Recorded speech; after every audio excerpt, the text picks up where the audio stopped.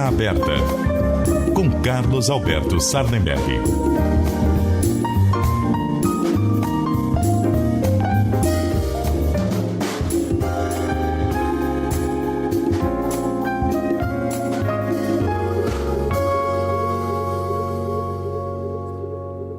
Carlos Alberto Sardenberg gravou a participação dele nesta manhã de Natal e fala sobre a relação inflação-juros.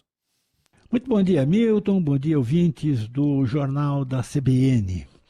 Olha, neste final de ano, 25 de dezembro, aliás, bom Natal a todos. Espero que tenham passado uma noite feliz, satisfeita com a família, com os amigos.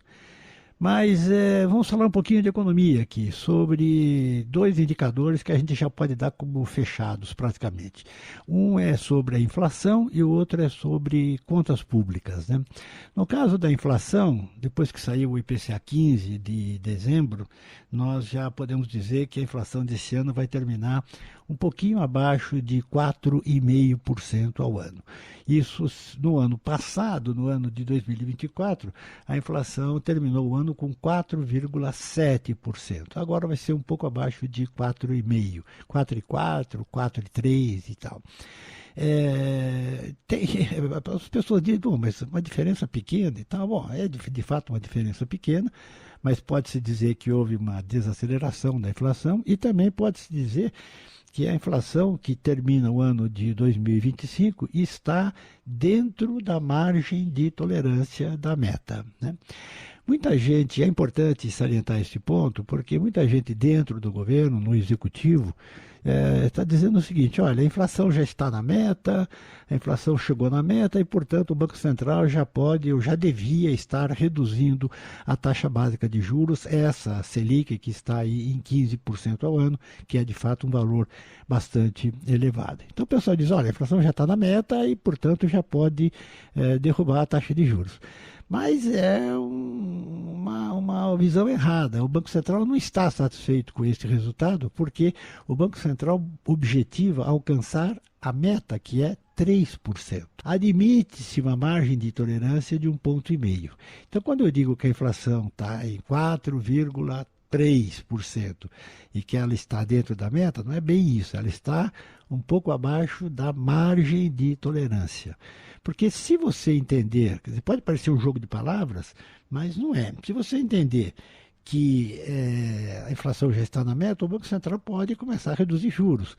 Se o Banco Central entendesse que a inflação já está na meta, os juros já estariam caindo há mais tempo até do que agora, porque é um regime de metas de inflação. Inflação na meta, os juros não precisam subir, não precisam ficar altos, né?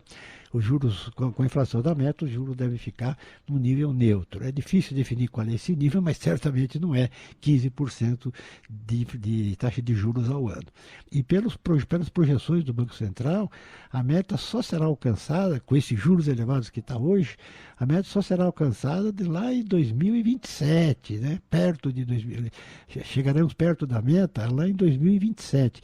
E para o mercado financeiro, para os meios econômicos, a inflação nem em 2027 ela chega perto da meta.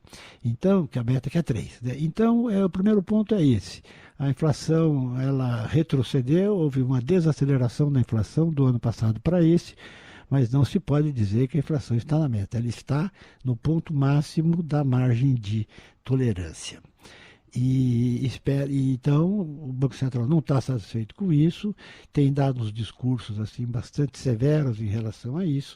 Então, a questão é que a primeira reunião do Banco Central em 2026 é já em janeiro, né, no final de janeiro. E aí vamos ver se o Banco Central relaxa ou não a política de taxa de juros. A impressão da maioria dos analistas é que não vai relaxar agora em janeiro. Bom, exatamente por isso, porque a inflação está longe da meta, que é 3%.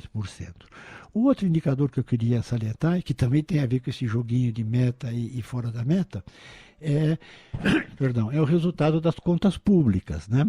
É que o governo vai dizer que terminou o ano de 2025 cumprindo a meta para as contas públicas. A meta é déficit zero.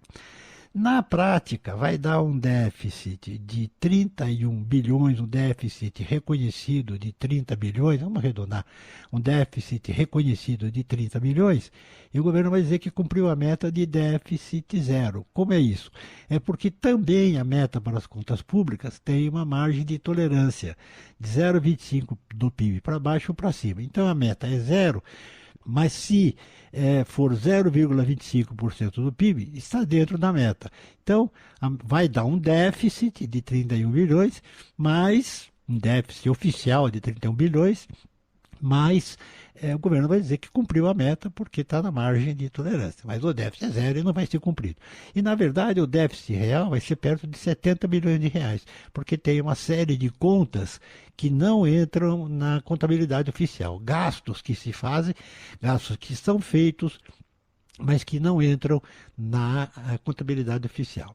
E assim a gente vai entrar em 2026 com a perspectiva de um declínio ainda da inflação ao longo do ano e com as contas públicas ainda apresentando déficit. O governo declara que vai fazer um superávit no ano que vem, de uns 30 e tantos bilhões, mas já está na conta de vários analistas, da grande maioria dos analistas, que embora a meta seja um superávit, vai ter outro déficit nas contas públicas neste ano. O caso da inflação vai caminhando para uma desaceleração, mas o caso das contas públicas está mal parado e ainda exige um ajuste fiscal, que não será feito no ano eleitoral, mas vai deixar um enorme de um problema para 2027.